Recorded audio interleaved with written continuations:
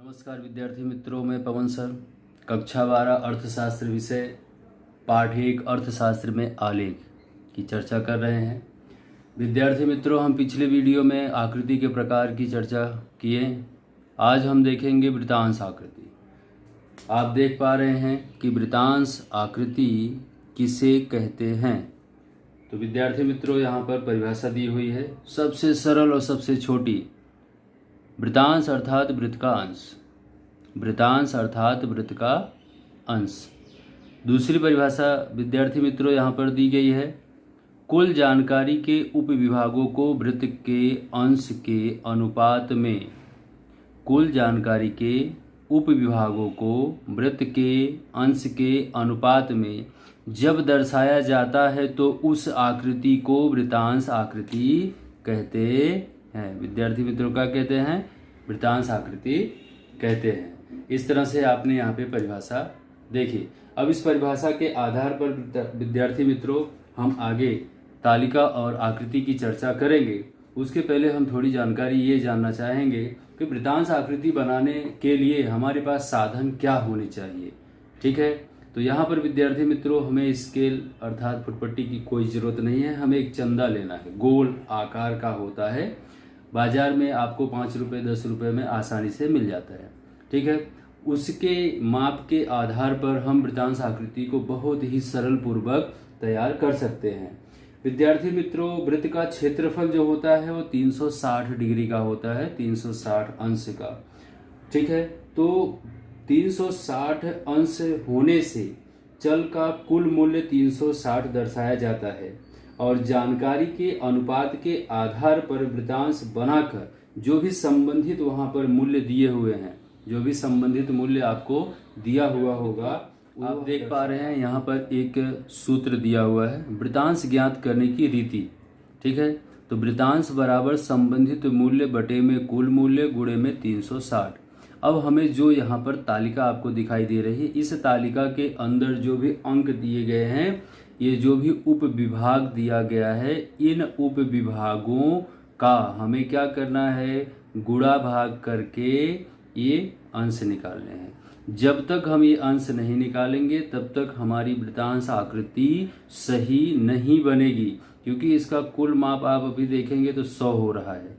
ठीक है, तो इसके आधार पर जब तक हम क्या करेंगे, इन उप विभागों से यह वृत्तांश निकालेंगे। कैसे, अब हम आगे देखते हैं। यहाँ पर एक प्रश्न दिया हुआ है जो आप देख पा रहे हैं।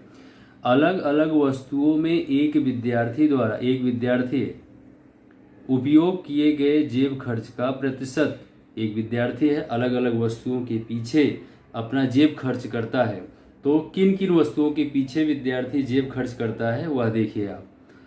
वस्तु यहाँ पर दिया है, प्रतिशत खर्च दिया गया है और वृत्तांश की गणना की गई है। वस्तु में क्या दिया हुआ है, पुस्तक। जो विद्यार्थी है वह पुस्तक के पीछे 20% खर्च करता है, तो 20 गुणे में 360 भागे 100 बराबर कितना आया, 72। ये जो 72 आया विद्यार्थी मित्रों, ये आपका क्या निकल गया, वृत्तांश। इस तरह से विद्यार्थी ने क्या किया, स्टेशनरी के पीछे 5% खर्च किया, तो 5 गुणे 360 भागे 100 बराबर कितना हो गया, 18। कंप्यूटर और फोन इत्यादि पर विद्यार्थी ने खर्च किया कितना, 30%, तो 30 गुणे में 360 भागे कितना हुआ, 100, कितना आया, 108 डिग्री। नाश्ता के पीछे उस विद्यार्थी ने कितना खर्च किया, 30%, तो 30 गुणे में 360 भागे 100 बराबर कितना हो गया, 108 अंश।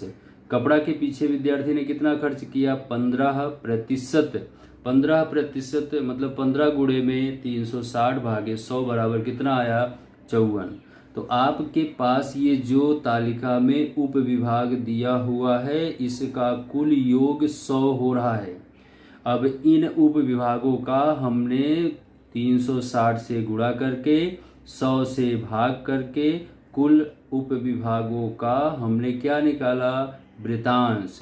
अब जब वृत्तांश निकल जाएगा तो मैंने अभी आपको बताया कि यह जो वृत्तांश है, वृत्तांश का कुल माप कितना होता है, 360 अंश। यहाँ जहाँ से विद्यार्थी मित्रों 0 शुरू होता है वहीं पे 360 खत्म भी होता है। जहाँ पे 0 शुरू होगा वहीं पे 360 खत्म होगा। अगर इस गोले के हम 4 खंड करें और 25-25 का अंतर लें तो 100 होगा। ठीक है, ये जो पहली रेखा आपको दिख रही है यहाँ पे, ये 90 पे आया हुआ है। अगर इसे हम सीधा यहाँ पे कर दे रहे हैं तो देखो 90 हो जाएगा। ठीक है, तो इस तरह से अब क्या होगा, अगर हम 90-90 का इसके अंदर 4 भाग करते हैं तो 360 बनेगा। ठीक है विद्यार्थी मित्रों, अब इस वृत्तांश की हम चर्चा कर रहे हैं। तो वृत्तांश में सबसे पहले हमने देखा कि विद्यार्थी ने पुस्तक के पीछे 20% खर्च किया, 20 का गुणा 360 से 100 भाग दिया तो 72 आया। तो 72 यहाँ पर आया और 20% इधर दर्शाया गया है। यहाँ पर 20% दर्शाया गया है। अगर आप यहाँ 72 भी लिखते हो, 72 डिग्री भी लिखते हो तो भी कोई गलती नहीं है। लेकिन आपको सिर्फ इतना जरूर से जरूर ध्यान रखना है कि दिए गए ये जो अंक उप विभाग में दिए हैं, इसका वृत्तांश आपको पहले निकाल लेना है, तो ही ये वृत्त बन पाएगा, अन्यथा गलत हो जाएगा, आप बना पाओगे नहीं किसी भी हालत में।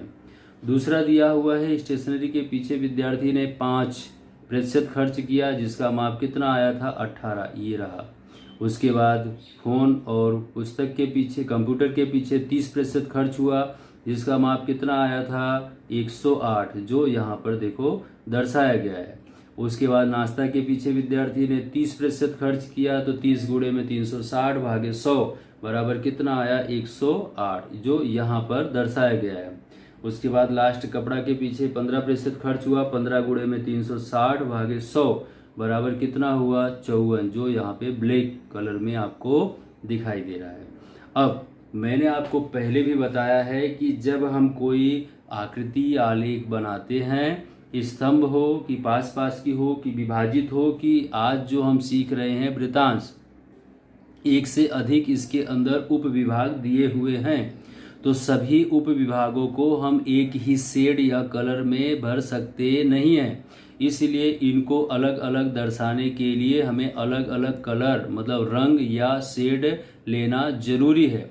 अब इस वृत्तांश के अंदर जो भी रंग या शेड लिया गया है वह बाहर यहाँ पर संकेत दर्शाकर हमें क्या करना है, बताना जरूरी है।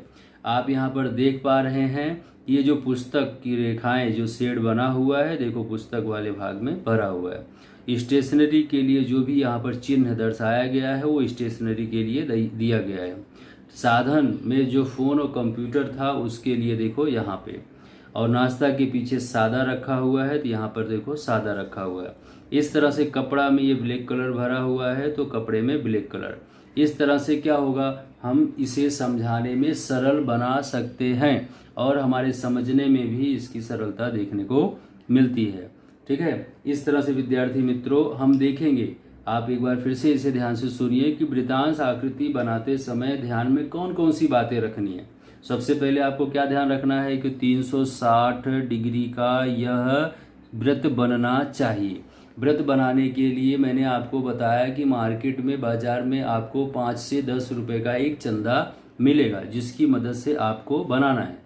अगर आपने सबसे पहले ये वृत्तांश निकाल लिया है इन दिए गए अंकों के उप विभागों के आधार पर, तो वृत्त बनाना आपका बिल्कुल सरल हो जाता है।